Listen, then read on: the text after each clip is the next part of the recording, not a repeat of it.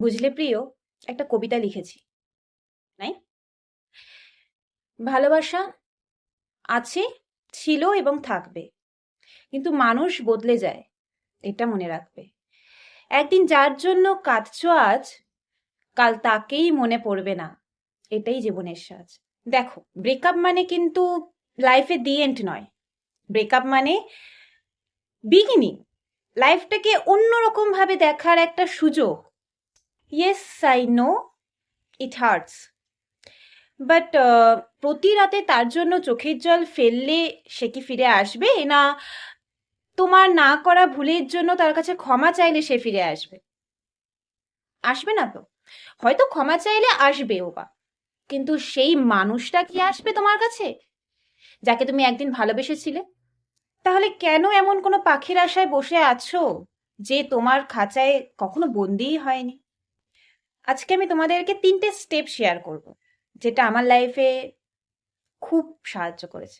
Step 1, যতদিন তুমি এটাকে অস্বীকার করবে ততদিন অবধি তুমি নিজেকে হিল করতে পারবে না। কারণ একটা ধ্রুব সত্য হচ্ছে গিয়ে, একসেপ্টেন্স কিন্তু প্রথম স্টেপ কোনো কিছু থেকে মুভ অন করার। স্টেপ 2, যে এফোর্টস সময়টা তার পিছনে নষ্ট করেছিলে বা ভালোবেসে দিয়েছিলে, সেই এফোর্টসটা এবার নিজের পিছনে দাও। When you glow up, you grow up, and self-love is the best revenge. Step 3, আমরা বেশিরভাগ সময় কারোর সাথে রাগারাগি হলে বা ব্রেকআপ হলে হুট করে তাকে ব্লক করে দিই, ফ্রেন্ড লিস্ট থেকে একদম উড়িয়ে দিই। কিন্তু তাতে কি কাজ হয় কিছু? সে কি আমার মন থেকে উঠতে পারে? পারে না। আমরা ঠিক বন্ধুর ফোন থেকে সার্চ করে বা রিলেটিভ কারোর ফোন থেকে সার্চ করে দেখতে থাকি সে কি করছে, কার সাথে রিলেশনশিপে আছে, কি করছে না করছে। It's not work.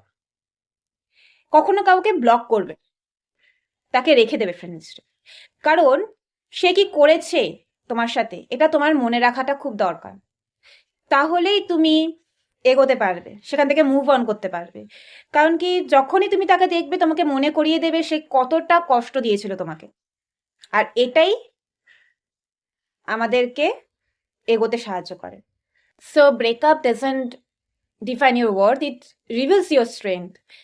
সবসময় মনে রাখবে, ব্রেকআপ হয়ে যাওয়া মানে তুমি একটা কোনো মানুষকে হারিয়েছো তো ঠিক, কিন্তু তার সাথে তুমি নিজেকে চিনছো। সো সবাই কমেন্ট করো সবার পয়েন্ট অফ ভিউ, কেউ তোমাকে এখানে জাজ করবে না।